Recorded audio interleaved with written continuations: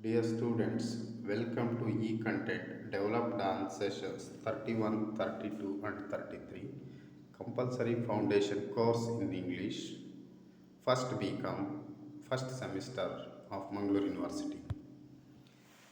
This video includes contents on introduction to the poet Alfred Tennyson, introduction to the poem The Charge of the Light Brigade, reading comprehension and references.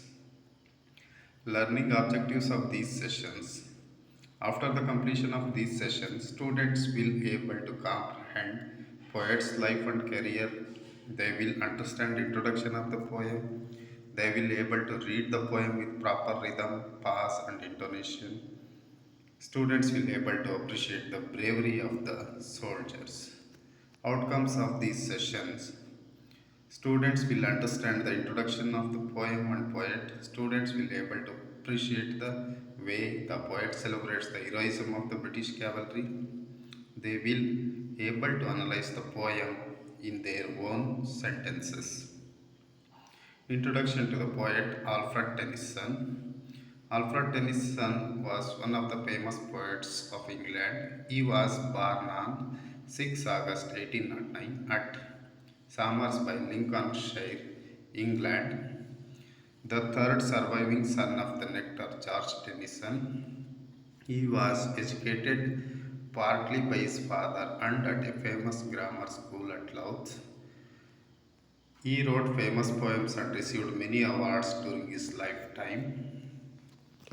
With his brothers, he wrote many verses, and his first efforts appeared in a little volume called Poems by Two Brothers. It is a little volume which was published in 1827.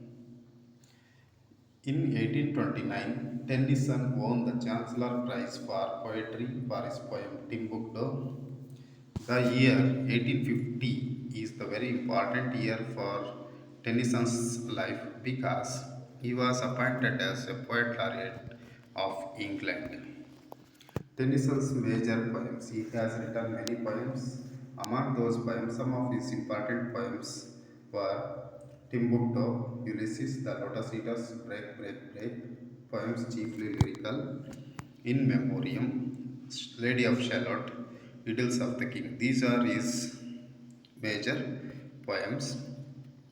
The introduction to the poem, the present poem, The Charge of the Light Brigade. It was written during the time of Crimean War. The War of Balaclava was an inspiration for the poet to write this poem. He wrote this poem in response to an article in the Times. This poem was published in the Examiner on 9 December 1854. Setting of this poem was set in a battlefield in the Crimean War. And also, this poem celebrates an act of bravery and sacrifice of the British cavalry. The poet appreciated the soldiers who are more than 600 in numbers. They did not fear to go near the death. They are brave enough. The soldiers are brave enough to choose death over life. Analysis of this poem, The Charge of the Light Brigade. It is a narrative poem which celebrates the heroism of the British soldiers. The 600 soldiers who rode gallantly into the valley of death. The poem begins with the praise of a league. This praise the poet repeated 3 times, which is create a poetic effect as well as to symbolize the parade of the Light Brigade towards the enemy during the Crimean War. 600 soldiers were rowed into the valley of death. They were half a league distance from the battlefield. Half a league means this is the world method of measuring distance.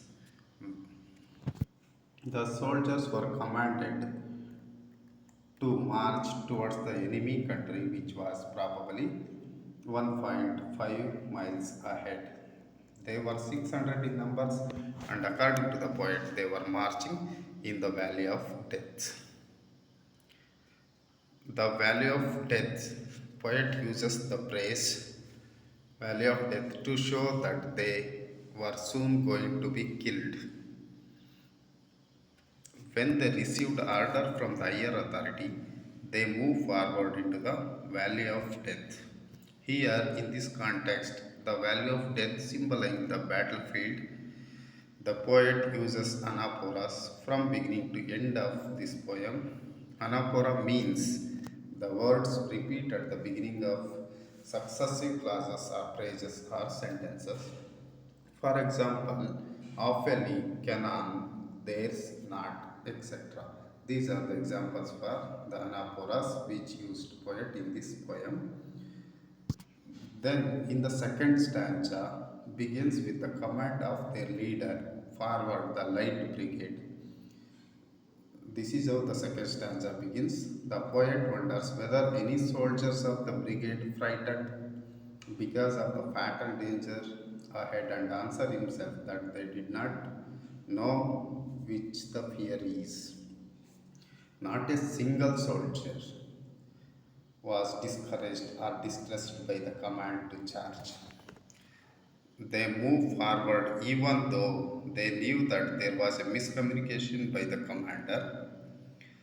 The soldiers must obey the order of the commander without questioning. Without single word, they came forward, the enemies.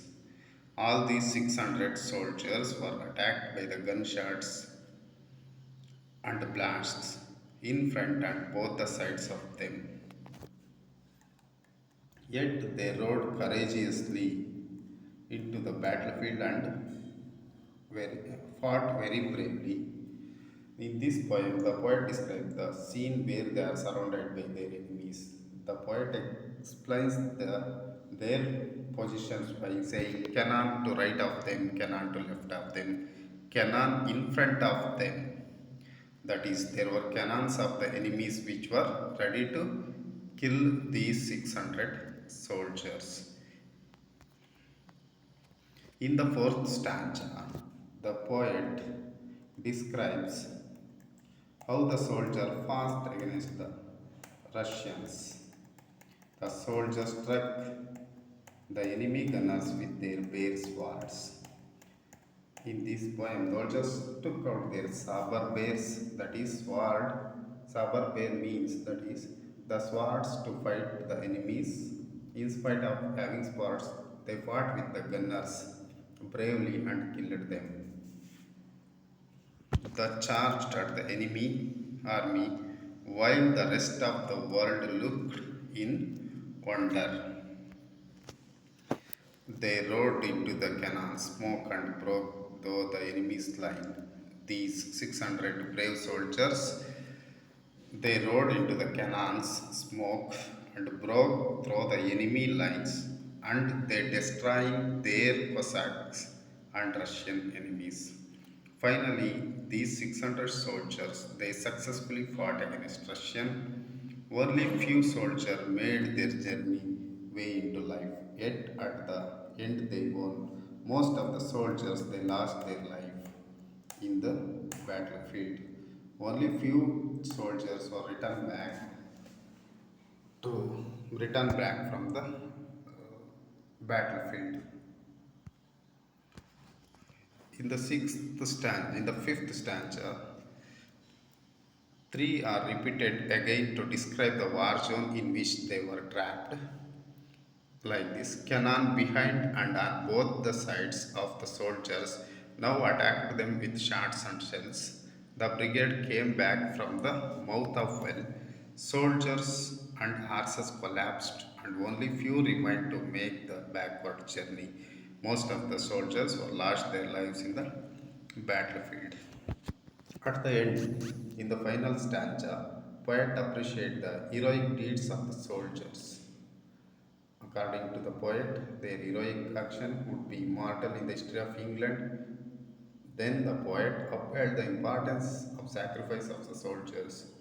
He was paying his respect to the cavalry through his poem and asked everyone to show their respect to them. The references used to develop this content like this: articulation first textbook for first BCom first semester Mangalore University, the history of English literature by Albert Edward. Thank you.